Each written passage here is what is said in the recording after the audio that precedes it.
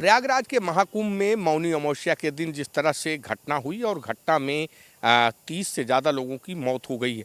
अब पूरे मामले को लेकर सरकार के तरफ से 3 सदस्यीय न्यायिक आयोग की कमेटी जांच के लिए नामित की गई है, जिसमें एक पूर्व जस्टिस हर्ष कुमार हैं, साथ ही साथ पूर्व आईपीएस बीके गुप्ता को रखा गया है और वरिष्ठ आईएएस से रिटायर्ड बीके सिंह को भी नामित किया गया है। यानी 3 जो सदस्यीय टीम है, इसमें 3 अधिकारियों को इसमें सदस्य बनाया गया है और ये न्यायिक आयोग की टीम प्रयागराज पहुंचेगी। और प्रयागराज के कुंभ में जिस तरह से घटना हुई, हादसा हुआ, इसमें 30 से ज़्यादा लोगों की जान गई। अब पूरे मामले की हकीकत और तहकीकात करने के लिए न्यायिक आयोग की जो टीम है वो बहुत जल्द ही प्रयागराज के कुंभ में पहुंचेगी। और ये भी कहा जा रहा है कि तमाम जो प्रशासनिक अफसर हैं उनसे पूछताछ होगी और बयान दर्ज होंगे।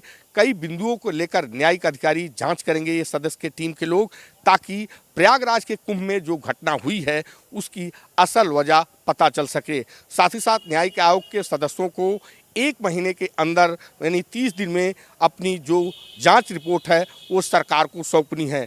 माना यह भी जा रहा है कि जब न्यायिक सदस्यों की जो टीम है जांच करके रिपोर्ट सरकार को देगी तो उसके बाद ये भी माना जा रहा है कि जो जिम्मेदार अफसर हैं जिनकी लापरवाही सामने आएगी उनके खिलाफ भी कड़ी कार्रवाई होगी। कैमरामैन किशन के साथ उमेश मिश्रा, जेके न्यूज, लखनऊ।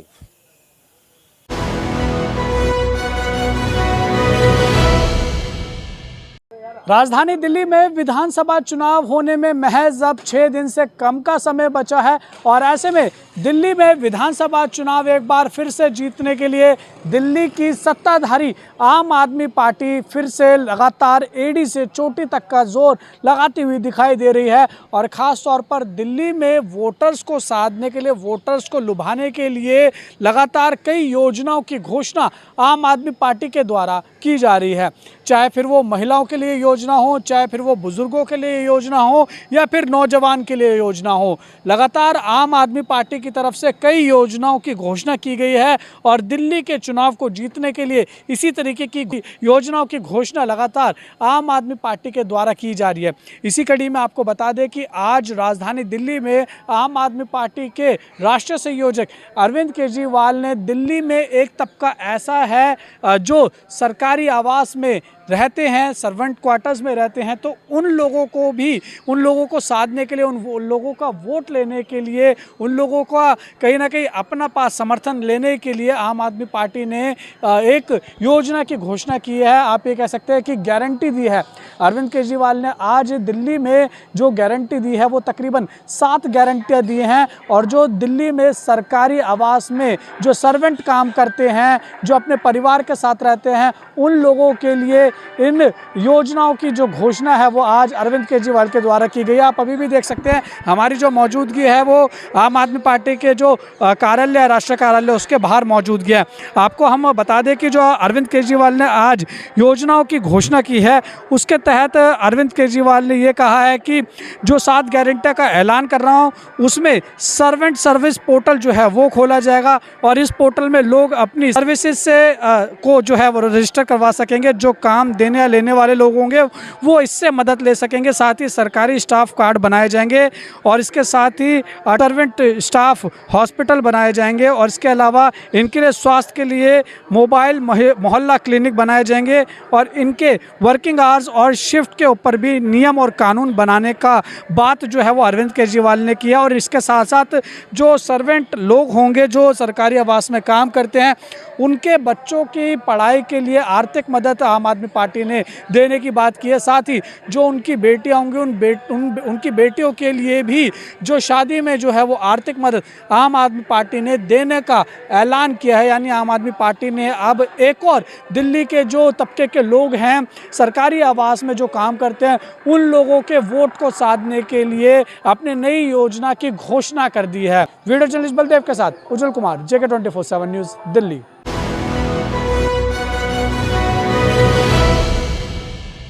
नमस्कार, आप सिटी रिपोर्टर देख रहे हैं। मैं ताबिश कमाल हूं, मेरे साथ मेरे वीडियो जर्नलिस्ट साजिद भी हैं। दिल्ली के अंदर विधानसभा चुनाव में लगातार सभी राजनीतिक दलों ने अपनी ताकत पूरी तरह से झोंक दी। हालांकि 5 फरवरी को वोटिंग होनी और 8 फरवरी को काउंटिंग होगी, लेकिन उससे पहले सभी राजनीतिक दल लगातार एक के बाद एक चुनावी रैलियाँ और ताबड़तोड़ प्रचार में लगे हुए हैं। कई राज्यों के मुख्यमंत्री दिल्ली के अंदर विधानसभा चुनाव प्रचार में लगे हुए हैं। वहीं कल देर रात उत्तराखंड के मुख्यमंत्री पुष्कर सिंह धामी ने जमकर दिल्ली के पूर्व मुख्यमंत्री और आम आदमी पार्टी सरकार पर निशाना साधा। उन्होंने कहा कि दिल्ली में पीने का पानी योग्य नहीं है, यमुना की सफाई नहीं हो पाई है। हालांकि इसी कड़ी में हरियाणा के मुख्यमंत्री नायाब सिंह सैनी यमुना पहुंच गए और वहां उन्होंने पीने का जो यमुना का जो पानी था उसको पी करके एक मैसेज देने की कोशिश की। आम आदमी पार्टी की तरफ से लगातार ये आरोप लगाए जा रहे हैं कि दिल्ली में जो हरियाणा की तरफ से पानी छोड़ा जा रहा है वो जहरीला पानी है, उसमें जहर मिलाकर दिल्ली की जनता को भेजा जा रहा है, जिससे दिल्ली की जनता को नुकसान हो सके। इस नुकसान की भरपाई करने के लिए खुद बीजेपी हरियाणा के मुख्यमंत्री नायाब सिंह सैनी ने पूरी कमान संभाल ली और पहुँच गए यमुना घाट, जहाँ पर उन्होंने पानी पिया और उसके बाद लगातार उन्होंने आम आदमी पार्टी पर जमकर प्रहार किया। उन्होंने कहा कि दिल्ली की जनता को ठगने के बाद अब ये लोग उनको गुमराह भी कर रहे हैं। हालांकि इस पूरे मामले में एक नया मोड़ जब आ गया जब पंजाब नंबर की एक गाड़ी में से कैश और आम आदमी पार्टी के झंडे बरामद हुए। उसको लेकर बीजेपी प्रदेश अध्यक्ष वीरेंद्र सचदेवा ने करारा प्रहार किया। उन्होंने कहा कि लगातार आम आदमी पार्टी के लोग शराब और पैसे के बल पर दिल्ली का चुनाव जीतने की कोशिश कर रहे हैं। हालांकि इस पर आम आदमी पार्टी ने भी पलटवार किया। आम आदमी पार्टी के नेताओं ने कहा कि जो गाड़ी मिली है उस पर पंजाब नंबर की प्लेट ज़रूर लगी है, लेकिन उसका रजिस्ट्रेशन महाराष्ट्र का है, यानी महाराष्ट्र में बीजेपी की सरकार चल रही है और इसके पीछे एक बड़ा षड्यंत्र खेला गया है। ऐसे में दिल्ली का विधानसभा चुनाव लगातार रोचक होता जा रहा है। दिल्ली के अंदर जहां एक तरफ ताबड़तोड़ रैलियां हो रही हैं, वहीं दूसरी तरफ लगातार आरोप प्रत्यारोप की राजनीति भी जारी है। वीडियो जर्नलिस्ट साजिद के साथ ताबिश कमाल, दिल्ली।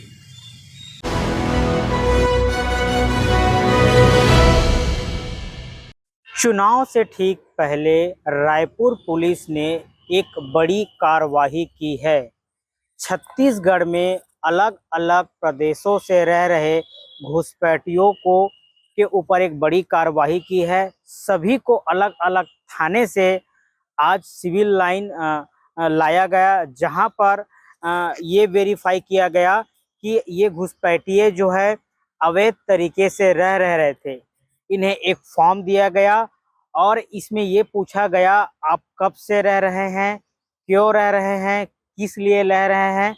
पुलिस का ये कहना है कि ये जो 2000 से अधिक जो संदेही हैं, इन लोगों ने जो है मुसाफिरनामा नहीं दिया है। इन आधार पर इन सबको जो है पुलिस लाइन लाया किया और वेरिफिकेशन किया जा रहा है कि ये वाकई ये कहाँ के रहने वाले हैं और किस लिए छत्तीसगढ़ आए थे। इन तमाम मुद्दों को लेकर के पुलिस जो है उन पर लगातार वेरीफाई कर रही है और संदिग्ध पाए जाने पर कड़ी कार्रवाई की संकेत भी दिए हैं। आपको बता दें कि भिलाई, दुर्ग सहित कई जो जिले हैं उस पर इस तरीके की कार्रवाई हो चुकी है और रायपुर में कार्रवाई जो है बड़ी मात्रा में इस बार जो की गई है वो 2000 से अधिक संदेहों को जो है पुलिस ने पकड़ा है। इसके साथ ही इस पूरे मामले को लेकर के अब राजनीति जो है वो गर्मा गई है। आपको बताना चाहते हैं, कांग्रेस का कहना है कि जब जब चुनाव नजदीक आते हैं तब तब इस तरीके के जो है रोहिंग्या मुसलमान के मुद्दे आते हैं और भाजपा जो है द्वेषपूर्ण कार्यवाही करती है। वहीं भाजपा ने पलटवार करते हुए कहा है कि कांग्रेस के पास कोई मुद्दा नहीं है, ये सुरक्षा से जुड़ा हुआ मामला है। अगर कोई संदिग्ध व्यक्ति रायपुर में रहता है और वेरीफाई नहीं कराता है तो इसके चलते जो है लगातार रायपुर में कई बड़े घटनाएं जो है हो रहे हैं, जिसके चलते एक सतत प्रक्रिया है जो पुलिस ने की है।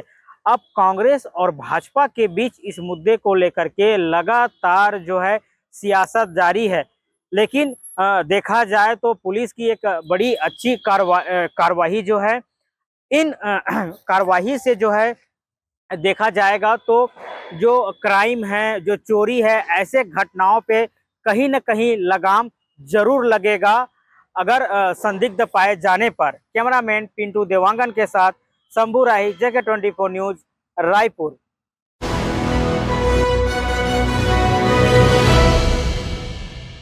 चंडीगढ़ के मेयर पद चुनाव को लेकर आम आदमी पार्टी को एक बड़ा झटका लगा है। आज मेयर पद के लिए हुए चुनाव में कांग्रेस और आम आदमी पार्टी गठबंधन की प्रत्याशी प्रेमलता को हार का सामना करना पड़ा, जबकि बीजेपी की प्रत्याशी हरप्रीत कौर बबली ये चुनाव जीत गई हैं। इस पद के लिए आज कुल 36 वोट डाले जाने थे, जिसमें बीजेपी के पास केवल 16 वोट थे और उनको बहुमत के लिए 18 वोट चाहिए थे। लेकिन 3 क्रॉस वोटिंग के जरिए आज बीजेपी एक बार फिर 1 साल के बाद चंडीगढ़ में अपना मेयर बनाने में कामयाब रही है। इस चुनाव के अंदर आम आदमी पार्टी की जो प्रत्याशी हैं प्रेमलता, उनको कांग्रेस का समर्थन हासिल था। कांग्रेस के पास 6 वोट थे और एक सांसद के वोट को मिलाकर कांग्रेस के कुल 7 वोट थे। लेकिन कहीं ना कहीं जो हरप्रीत कौर बबली है, उनको केवल 4 वोट कांग्रेस के पड़े हैं, 3 वोट उनको हासिल नहीं हो पाए। लेकिन जो बीजेपी को 3 क्रॉस वोट पड़े हैं, क्या उसमें से कांग्रेस के काउंसलर उनके पक्ष में गए या फिर आम आदमी पार्टी के अंदर ही कोई बगावत चल रही थी कि उनको वोट क्रॉस वोट पड़ा है? ये अब जांच का विषय है, अब आत्ममंथन का विषय है कि आम आदमी पार्टी और कांग्रेस के बीच आखिरकार गठबंधन जो था वो सिरे क्यों नहीं चढ़ा। लेकिन ये कह सकते हैं कि दिल्ली चुनाव से ठीक 6 दिन पहले चंडीगढ़ के अंदर मेयर पद चुनाव को लेकर बीजेपी के प्रत्याशी का जीतना कहीं ना कहीं अब दिल्ली के चुनाव पर भी इसका असर देखने को मिल सकता है, क्योंकि बीजेपी ये मुद्दा वहां पर भुनाएगी। इससे पहले पिछले साल कांग्रेस और आपके गठबंधन की वजह से ही ये सीट आम आदमी पार्टी ने जीती थी। मेयर पद पिछले 1 साल से आम आदमी पार्टी के पास था, लेकिन इस बार जो उम्मीदें थी वो उम्मीदें पूरी नहीं हुई और आखिरकार बीजेपी 1 साल बाद फिर चंडीगढ़ मेयर पद का चुनाव जीतने में कामयाब रही है। कैमरामैन निशान के साथ में नवदीप छाबड़ा, JK 24/7 न्यूज़, चंडीगढ़।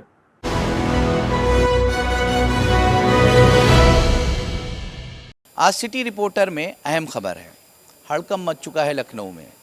83 बिल्डिंगों के खिलाफ PIL हुई थी हाईकोर्ट में। हाईकोर्ट ने आदेश दिया है कि 83 जो निर्मित बिल्डिंग हैं इनको ध्वस्त करे लखनऊ विकास प्राधिकरण। खास तौर पे कई वर्षों से लखनऊ विकास प्राधिकरण LDA द्वारा अवैध निर्माण पर अंकुश नहीं लगाया जा सका, जिसके कारण हाईकोर्ट ने निर्देश दिया है कि 83 बिल्डिंगें ऐसी चिन्हित की गई हैं, कई जोन में निर्मित हो चुकी हैं, खासतौर पर बिक चुकी हैं और ख़ासतौर पे कंज्यूमर को धोखा देकर बिल्डरों ने बेची है। बिल्डर्स यहाँ पर लखनऊ में अवैध निर्माण करते हैं, फ्लैट बनाते हैं, कमर्शियल निर्माण करते हैं, उसके बाद कंज्यूमर को, कस्टमर को बेच देते हैं और ख़ास तौर पर रजिस्ट्री भी ये लिखते हैं कि ये जो प्रकरण है, खासतौर पर ये बिल्डिंग है, ये निर्माण किसी भी वाद विवाद से ग्रस्त नहीं है और LDA न्यायालय में वाद चलता रहता है, जिसको छुपाया जाता है कंज्यूमर से। और धीरे धीरे जैसे ही वाद आगे बढ़ता है तो कहीं ना कहीं लखनऊ विकास प्राधिकरण की विहित प्राधिकरण जो न्यायालय है वहाँ से आदेश जारी हो जाता है सीलिंग का, ध्वस्तीकरण का। उसके बाद कमिश्नरी न्यायालय में भी उसको वैलिड किया जाता है, लोग हाईकोर्ट जाते हैं, स्टे नहीं मिलता है, वक्त की राहत मिल जाती है। लखनऊ विकास प्राधिकरण के AEJ साठगढ़ के इस तरह से अवैध निर्माण कराते हैं जिसमें संपूर्ण नुकसान कंज्यूमर का है जो ख़रीद लेते हैं। कहीं ना कहीं 83 बिल्डिंगें जो चिन्हित हुई हैं, खासतौर पर 7 जोन में बहुत सी बिल्डिंगें हैं। अब देखने वाली बात होगी कि कंज्यूमर को भी चाहिए तमाम दस्तावेज़ का पड़ताल करके ही ख़रीद फरोख्त करें। ख़ासतौर पे LD न्यायालय में ज़रूर उनको सूचना ले लेनी चाहिए क्या कोई वाद इस बिल्डिंग का संचालित तो नहीं है LD न्यायालय में, क्योंकि बिल्डर ख़ासतौर पे ऐसे वाद को छुपाकर कंज्यूमर को फ्लैट या व्यवसाय जो अपार्टमेंट होते हैं या कमर्शियल कॉम्प्लेक्स होते हैं उसको बेच देते हैं। और कहीं ना कहीं इस तरह का जो निर्णय हाई कोर्ट से आया है, कहीं ना कहीं लखनऊ हिल गया है। उन कंज्यूमर के दिल पर क्या गुजर रही होगी जिन्होंने एक मोटी रकम देकर बिल्डर से फ्लैट या दुकानें खरीदी हैं। कैमरा किशन के साथ रज़ा अब्बास, लखनऊ, JK न्यूज़।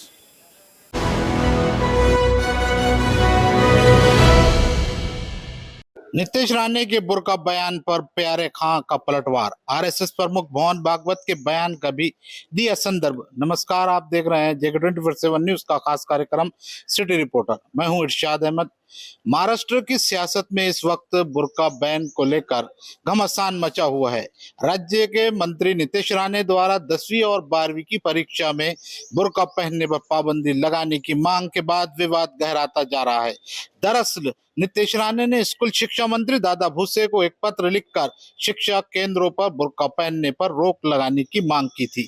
उनका तर्क था कि बुर्का पहनकर परीक्षा देने से सुरक्षा और नकल जैसी समस्याएं पैदा हो सकती है। साथ ही उन्होंने सुझाव दिया कि परीक्षा केंद्रों पर महिला पुलिस या महिला स्टाफ की नियुक्ति की जाए ताकि बुर्का पहनने की अनुमति से उन्होंने होने वाली दिक्कतों को रोका जा सके। लेकिन अब इस बयान पर महाराष्ट्र माइनॉरिटी कमीशन के अध्यक्ष प्यारे खान ने पलटवार किया है।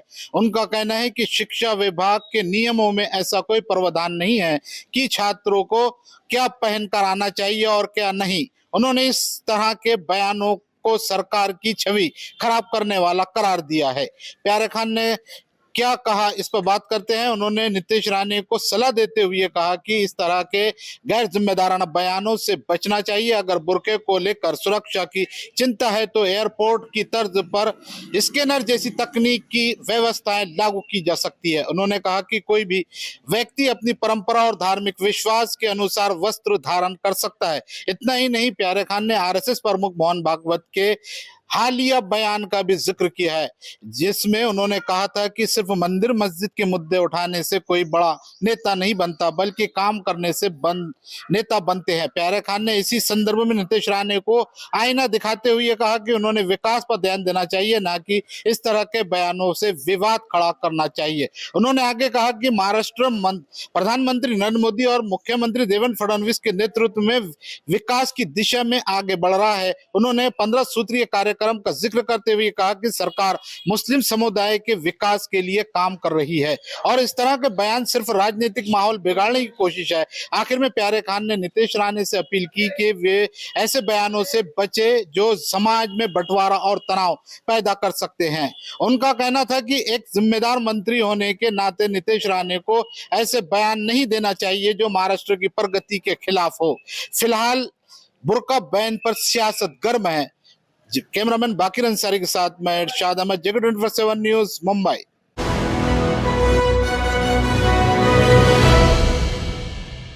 प्रयागराज महाकुंभ में अब वीवीआईपी गाड़ियों के आने जाने पर पूरी तरीके से रोक लगा दी गई है। खासकर मौनी अमावस्या के दिन हुई अफरा तफरी के बीच हुई भगदड़ के बाद से अब वीवीआईपी प्रोटोकॉल को पूरी तरीके से बंद कर दिया गया है। साफ तौर पे जो शाही स्नान होते थे, शाही स्नान के दौरान जो वीआईपी लोग जाते थे, वीआईपी मूवमेंट होते थे, अब उन गाड़ियों को ले जाना पूरी तरीके से मना है, बाध्य है। यानी कि अब पूरा प्रयागराज नो व्हीकल जोन हो गया है। प्रयागराज महाकुंभ में अब तक गाड़ियों के आने जाने पर कोई रोक नहीं थी। खासकर जो वीवीआईपी थे, वीआईपी थे, वो उनकी जो गाड़ियां थी, उनका जो स्कॉट था वो घाटों तक जाता था। और इस प्रयागराज महाकुंभ में अब वीवीआईपी गाड़ियों के आने जाने पर पूरी तरीके से रोक लगा दी गई है। खासकर मौनी अमावस्या के दिन हुई अफरा तफरी के बीच हुई भगदड़ के बाद से अब वीवीआईपी प्रोटोकॉल को पूरी तरीके से बंद कर दिया गया है। साफ तौर पे जो शाही स्नान होते थे, शाही स्नान के दौरान जो वीआईपी लोग जाते थे, वीआईपी मूवमेंट होते थे, अब उन गाड़ियों को ले जाना पूरी तरीके से मना है, बाध्य है। यानी कि अब पूरा प्रयागराज नो व्हीकल जोन हो गया है। प्रयागराज महाकुंभ में अब तक गाड़ियों के आने जाने पर कोई रोक नहीं थी। खासकर जो वीवीआईपी थे, वीआईपी थे, वो उनकी जो गाड़ियां थी, उनका जो स्कॉट था वो घाटों तक जाता था और स्नान कराने तक वहीं खड़ा रहता था। इसलिए आम जनता को कहीं ना कहीं समस्या का सामना करना पड़ता था। लेकिन अब मौनी अमावस्या के दिन हुई भगदड़ के बाद से सरकार ने सख्त निर्देश दिए हैं कि अब किसी भी प्रकार से कोई वीआईपी मूवमेंट नहीं होगा। खासकर शाही स्नान के दिन, शाही स्नान के दिन कोई भी वीआईपी गाड़ी घाट तक नहीं जाएगी, ना ही कोई स्कॉट गाड़ी तक जाएगा, घाट तक जाएगा। साफ तौर पे उत्तर प्रदेश के मुख्यमंत्री योगी आदित्यनाथ ने मौनी अमावस्या के दिन हुई घटना के बाद से यह निर्देश जारी किए हैं कि कोई भी गाड़ी वीआईपी मूवमेंट के तहत अंदर प्रवेश नहीं करेगी। जो आम पार्किंग होगी या जो वीआईपी पार्किंग है, वहाँ पर वीआईपीओं को भी अपनी गाड़ी पार्क करनी होगी और वहाँ से उन्हें पैदल ही रास्ता तय करना होगा। खासकर बताया ही जा रहा है कि शाही स्नान के दिन एक बार फिर से करीब 9-10 करोड़ लोगों के आने की आशंका है और ऐसे में प्रयागराज, जो कि महाकुंभ दिव्य और अलौकिक है, इस महाकुंभ को किस तरीके से बेहतर किया जाए, इसको लेकर प्रदेश के मुखिया हमेशा से सजग रहे। लेकिन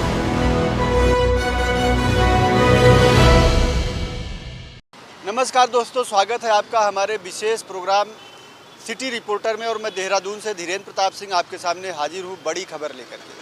उत्तराखंड में नगर निकाय चुनाव संपन्न हो चुके हैं, उसका परिणाम भी आ गया है और सत्ताधारी पार्टी बीजेपी को बड़ी सफलता मिली है। प्रदेश के तमाम नगर निगमों में बीजेपी अपने प्रत्याशियों को जिताने में कामयाब रही है, लेकिन जहां मेयर और नगर पालिका अध्यक्ष के पदों पे बीजेपी को बड़ी सफलता मिली है, वहीं अगर निगम के वार्डों की बात करें तो बागियों ने काफ़ी डेंट लगाया है, बहुत नुकसान किया है। कई सारे पार्टी के घोषित प्रत्याशी बागियों की बगावत के भेंट चढ़ गए हैं। पार्टी अब ऐसे बागियों को पार्टी से निकालने की कार्रवाई कर रही है। चुनाव परिणाम की समीक्षा की जा रही है और जो संयोजक, सह संयोजक थे, जो पर्यवेक्षक थे पार्टी के, उनसे रिपोर्ट ली जा रही है कि कौन कौन से ऐसे वार्ड हैं जहां पे पार्टी के घोषित प्रत्याशियों के खिलाफ पार्टी के कार्यकर्ताओं ने बगावत किया या अंदर खाने उनके खिलाफ काम किया। ऐसे कार्यकर्ताओं की पहचान करने के बाद पार्टी उनको न केवल 6 साल के लिए पार्टी से बाहर का रास्ता दिखाएगी, बल्कि उन पे कुछ और कड़े एक्शन भी ले सकती है। पार्टी के इस समीक्षा से पार्टी कार्यकर्ताओं में काफ़ी हड़कंप की स्थिति देखी जा रही है और ऐसे कार्यकर्ता जो अंदर खाने पार्टी के खिलाफ काम कर रहे थे, वो अपने अपने राजनीतिक आकाओं के यहाँ दरबार लगा रहे हैं कि किसी भी तरह से उनके उस कृत्य को छिपाया जाए या माफ़ कर दिया जाए। लेकिन पार्टी का जो प्रदेश नेतृत्व है इस मूड में कतई नहीं है कि ऐसे लोगों को बख्शा जाए। तो आने वाले समय में बहुत जल्दी पार्टी के ऐसे बगावती कार्यकर्ताओं के खिलाफ पार्टी कड़ा एक्शन लेते हुए दिखाई देगी। कैमरा सहयोगी वीरेंद्र थपड़ियाल के साथ JK 24/7 के लिए देहरादून से धीरेन्द्र प्रताप सिंह।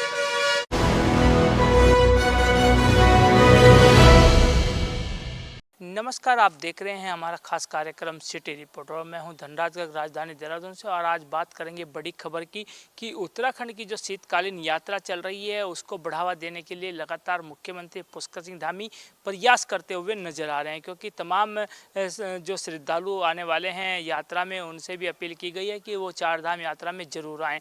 और मैं देखिएगा कि हाल ही में प्रधानमंत्री नरेंद्र मोदी राजधानी देहरादून पहुँचे थे, यानी कि 28 तारीख को वो राजधानी देहरादून में एक खेल, जो राष्ट्रीय खेल उत्तराखंड के अंदर हो रहे हैं, उसका शुभारंभ किया। और इस दौरान उन्होंने कहीं ना कहीं सभी श्रद्धालुओं से और सभी देशवासियों से आह्वान भी किया कि शीतकालीन यात्रा पर जरूर आएँ, क्योंकि देखिएगा कि जो अपना भाषण उन्होंने दिया है उसमें साफ तौर पर कहीं ना कहीं जनता से अपील की है कि शीतकालीन यात्रा पर जरूर आएँ, क्योंकि इससे कई व्यवसाय भी जुड़े हुए हैं और उत्तराखंड के जो लोग हैं उनका रोजगार भी कहीं ना कहीं यात्रा से जुड़ा हुआ है। और वहीं देखिएगा कि प्रधानमंत्री नरेंद्र मोदी का जो प्रस्तावित दौरा है वो 5 फरवरी को फिर उत्तराखंड आ सकते हैं, यानी कि कहा जा सकता है कि प्रधानमंत्री नरेंद्र मोदी का जो लगाव है उत्तराखंड से वो अलग ही देखने को मिलता है। क्योंकि अभी भी देखिएगा कि 5 फरवरी को आने का प्रस्तावित दौरा रखा गया है और हो सकता है कि 5 फरवरी को प्रधानमंत्री नरेंद्र मोदी उत्तराखंड आए और शीतकालीन यात्रा पर जाएं। और लाजमी है कि जब प्रधानमंत्री नरेंद्र मोदी उत्तराखंड आते हैं तो कहीं ना कहीं एक उत्साह श्रद्धालुओं के अंदर देखने को मिलता है, क्योंकि पहले भी 4 धाम यात्रा पर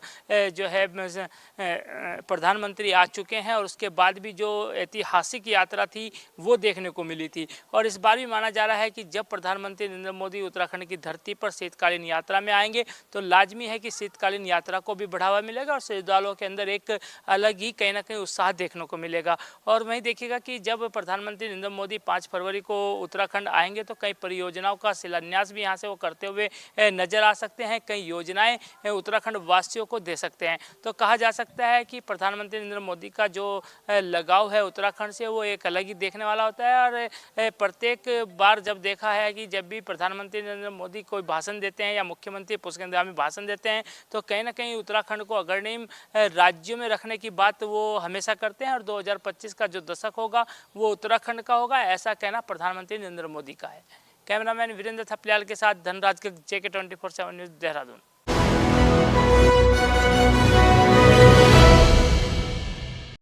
नमस्कार, मैं देव प्रकाश, आप देख रहे हैं सिटी रिपोर्टर। अब पूरे बिहार में जिन वाहनों पर प्रेस, पुलिस, आर्मी एवं वकील लिखा हुआ है उन वाहनों पर सघन अभियान जारी किया जाएगा।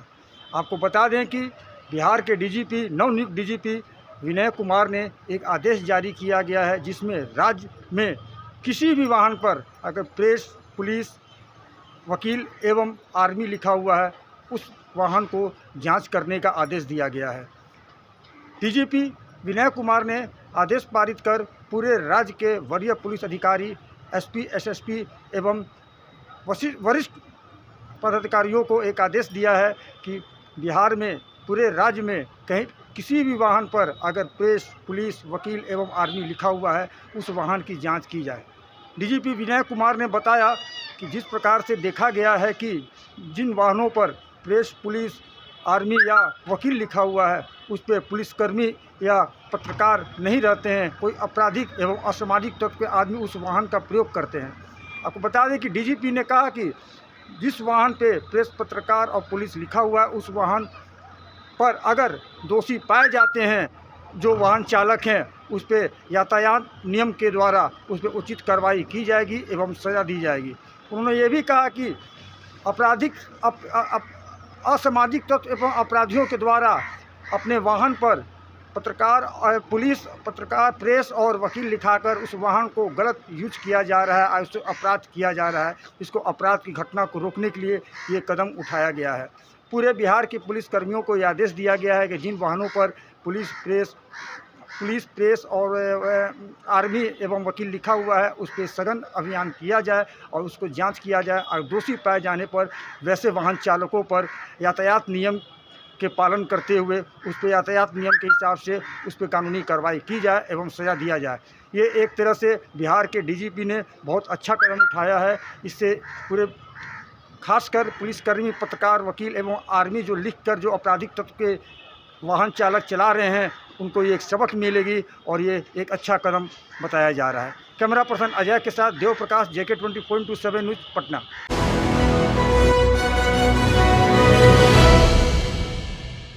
उत्तर प्रदेश की राजधानी लखनऊ के सीतापुर ज़िले से एक बड़ी खबर आ रही है कि कांग्रेस के सांसद राकेश राठौर आज अपने हाउस में प्रेस कॉन्फ्रेंस कर रहे थे, वहीं से उनकी पुलिस ने अरेस्टिंग कर ली है।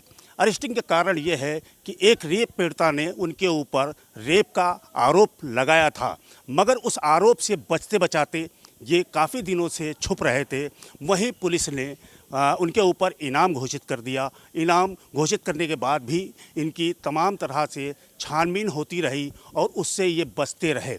बचते बचाते ये काफ़ी दूर तक मतलब पुलिस को धोखा देते रहे और धोखा दे करके तमाम जगह लोगों से बताते रहे कि हमको यहाँ छुपा लो।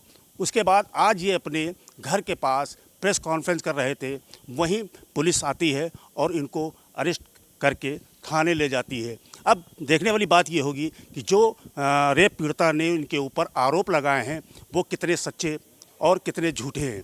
मगर इनका यही कहना है कि ये पीड़िता ने जो आरोप हमारे ऊपर लगाए हैं वो झूठ बोल रही है। वहीं उस पीड़िता के परिवार वाले और उसके तमाम जानने वाले ये कह रहे हैं कि इनके साथ काफ़ी दिनों से संबंध राकेश राठौर सांसद के रहे हैं।